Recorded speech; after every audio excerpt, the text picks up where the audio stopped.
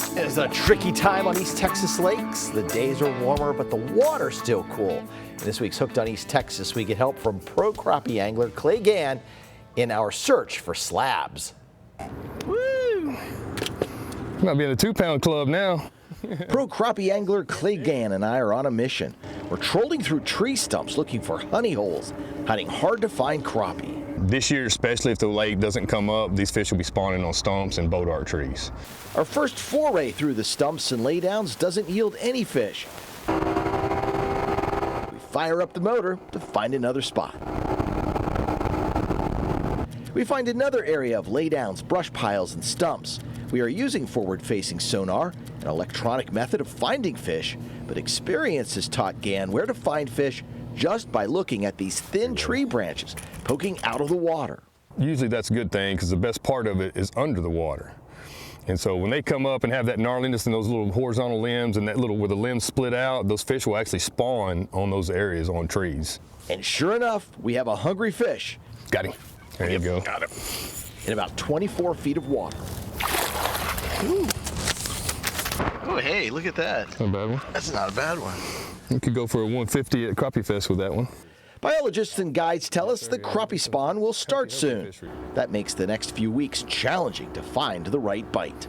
I always tell folks crappie spawn anywhere from January through May. And I say that jokingly, but in reality, that's what's going on.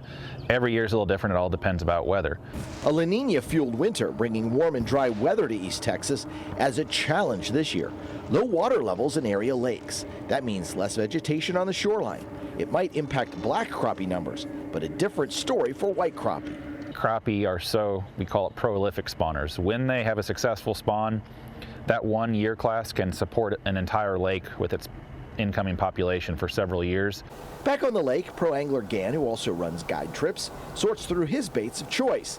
This time of year on Lake Fork, it's a natural colored jig. Yeah. There you go. And the choice pays off. Raise it up. On my guide trips, I never use minnows. I mean, I make a living putting people on numbers of fish with jigs. There it is. Whether minnow or jig, East Texas lakes, including Lake Fork, are some of the best in the country for crappie fishing. The perfect combination of habitat and ecosystem. He's right there. We'll call him too. They've got a ton of standing timber.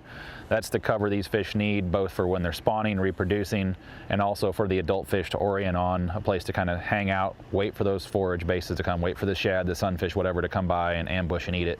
It helps them grow faster. It helps them get fat and happy like we see in this lake. All right, a reminder for anglers for black and white crappie caught from December 1st through the last day of February on Lake Fork. There is no minimum length, but all crappie caught must be retained.